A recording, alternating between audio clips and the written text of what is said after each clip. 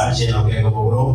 நாம் மத்தியில் இருக்கிறதான சகோதரர் ஆனந்த் அவர்கள் வந்து தேவனுடைய சாட்சி எல்லா கரங்கள்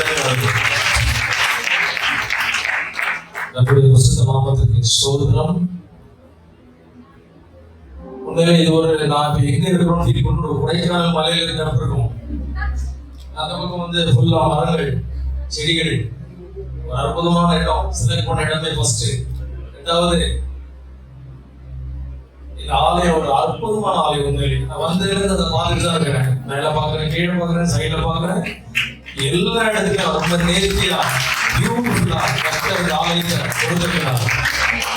சாலமோன் ராஜா ஆலயத்தை கட்ட நினைத்த பொழுது அவரிடத்துல ஏராளமான ஆட்கள் இருந்திருப்பாங்க, டேலண்டா இருந்திருப்பாங்க. ஆனாலும் சில விசித்திரமான வேலைகள் செய்கிறதுக்கு தசலேயன் ஒரு மனிதனை ஆண்டவர் தெரிந்தெடுத்து அவருக்கு கூட தேவாவியை கொடுத்து அந்த காரியங்களை செய்யும்படி செய்தார். அப்படித்தான் இந்த நாட்களிலே அந்த தம்பி ரீகனுக்கு அப்படிப்பட்ட ஆவியை கொடுத்து ஆலயத்தை கட்டும்படியாக அற்புதமான ஆலயத்தை தேவனுடைய நாம மகிமைப்படும்படியாக இடத்திலே கட்டியிருக்கிறார். நாம் தேவனுக்கு நன்றி சொல்லுவோம், நன்றி சொல்லுவோம். இப்பொழுதும் கர்த்தர் இந்த இடத்திலே அவருக்கு சாட்சியாக இருக்கப்பட்டிருக்கிறார். தேவாதி தேவனுக்கு கோடான கோடி நன்றி சொல்லுகிறேன். கர்த்தருடைய கிருபையினால நானும் என்னுடைய குடும்பமும் ஆவடியிலே வியாபாரம் செய்து கொண்டிருக்கிறோம். ஒரு நாள் நான் என்னுடைய வியாபார ஸ்தலத்திலே, தேவன் எனக்கு தந்த வியாபார ஸ்தலத்திலே அந்த ஆபீஸ் ரூம்ல உட்கார்ந்து நான் வந்து ஆபீஸ்ல எனக்கு பிஸியான ஷெட்யூல் இருக்கும். இருந்தாலும் நான் ஒரு பைபிள் வச்சிருப்பேன். நான் அப்பப்போ அந்த பைபிள் வாசிக்கிற பழக்கம் எனக்கு உண்டு. கர்த்தருக்கு ஸ்தோத்திரம். இது ஆண்டவர் கொடுத்த கிருபை. அப்ப வந்து நான் எனக்கு மல்கியா 4ஆம் அதிகாரத்துல தேவனுடைய வசனத்தை எனக்கு அது அப்பப்போ என்னுடைய யோசனையில கொடுத்துக்கிட்டே இருந்தார். நான் எடுத்து படிச்சேன். அது நான் உங்களுக்கு அந்த வாசிக்கிறேன். மல்கியா 4:8. மனுஷன் தேவனை வஞ்சிக்கலாமா? நீங்களும் என்னை வஞ்சிக்கிறீர்கள். எதிரே வஞ்சித்துவோம் என்கிறீர்கள். தசம பாகத்திலும் காணிக்கைகளிலும் தானே. இந்த வசனம் எனக்குள்ள ரொம்ப அப்படியே டச் பண்ணிச்சு. நான் அன்னைக்கு ஒரு முடிவு எடுத்தேன். இவ்வளவு காலமா நாம வந்து ஆண்டவரை நம்ம வஞ்சித்து இருந்தோமே, இனிமேல் அந்த பாவத்தை நம்ம செய்யக்கூடாது தீர்மானம் முடிவெடுத்து அன்னையிலிருந்து நான் ஆண்டவருக்காக நான் முடிந்த காரியங்களை தேவனுடைய ராஜ்யத்தின் பணிகளிலிருந்து நாங்கள் விதைக்க ஆரம்பித்தோம்.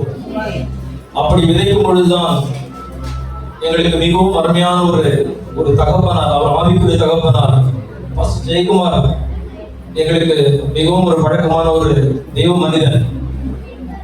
அவர் அப்பப்போ எங்களுக்கு வந்து எங்கள்கிட்ட பேசி ரொம்ப மோட்டிவேட் பண்ணுவாரு. அவனோட என்னோட வார்த்தை குறித்து என்னோட அதிகமா ஷேர் பண்ணுவார். நானும் ஷேர் பண்ணுவேன். எனக்கு ஒரு ஆவிக்குரிய தகப்பனார் இருந்தாங்க.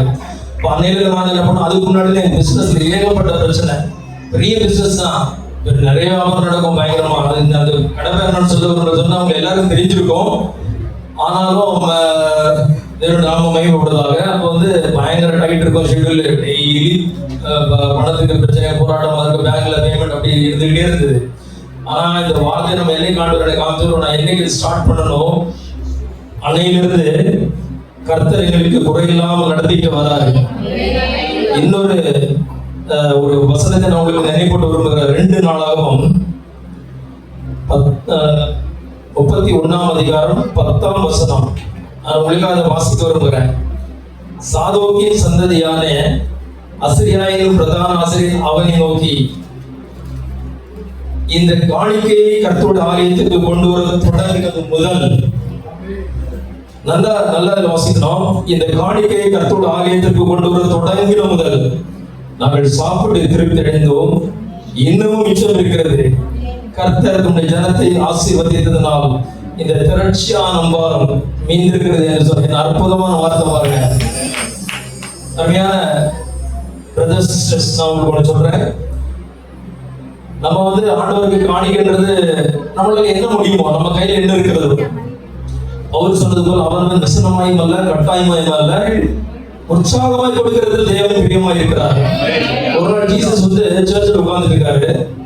அப்ப அந்த காணிக்கப்பட்டு இருக்கிறதுல அவர் வந்து பார்த்துக்கிட்டே இருக்காரு. எல்லாரும் ஆஃபரிங் போட்டுட்டே இருக்கிறாங்க.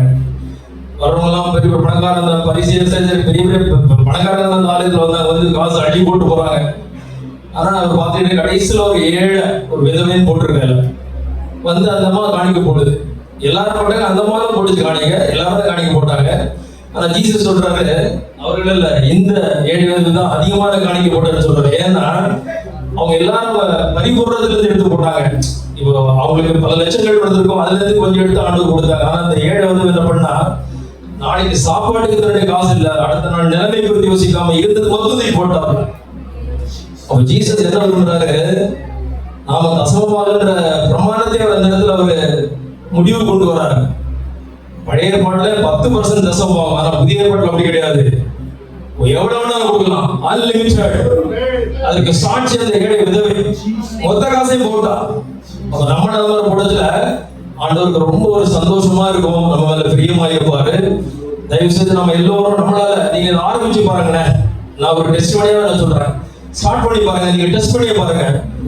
சில நாட்கள் எடுத்து நீங்க பாப்பீங்க அவருடைய பலன். ஆண்டவர் உங்களை நீங்க இப்போ நீங்க பிசினஸ்ல என்ன பிரச்சனை இருந்தாலும் குறைவுகள் இல்லாம, அந்த நாட்கள்ல குறைவுகள் இருந்தது, ஆனா இன்னைக்கு குறைவுகள் இல்லை. 5 அப்போ 2 மீனை ஜீசஸ் கொண்டு வந்ததுனாலதான் அது எத்தனையோ பேருக்கு, ஆயிரக்கணக்கான மகளுக்கு அது பரிமாறப்பட்டது. அப்ப நம்ம இருக்கிறது நம்ம 5 அப்போ 2 மீனை ஆண்டவர்கிட்ட கொண்டு வாங்க, ஜீசஸ் கொண்டு வாங்க. அவர் அது உங்களுக்கு ஆயிரக்கணக்கான பேருக்கு கொண்டு வல்லவராய் இருக்கிறார். அதனால எல்லோரும் நீங்க இத செய்யும்படியாக உங்களை நான் அன்போடு கேட்டுக்கொள்கிறேன். இந்த வாய்ப்பு கொடுத்த அன்பு பாஸ்டர் ஜெயக்குமார் மற்றும் அன்பு பாஸ்டர் மற்றும் இந்த சபையில் எல்லோருக்காக நான் தேவனை துதிக்கிறேன், ஸ்தோத்திரிக்கிறேன். மீண்டுமாக கர்த்தருடைய நாமத்தினால் ஸ்தோத்திரிப்போம், உயர்த்துகிறேன். இயேசுவின் மூலம் பிதாவே, ஆமென், ஆமென்.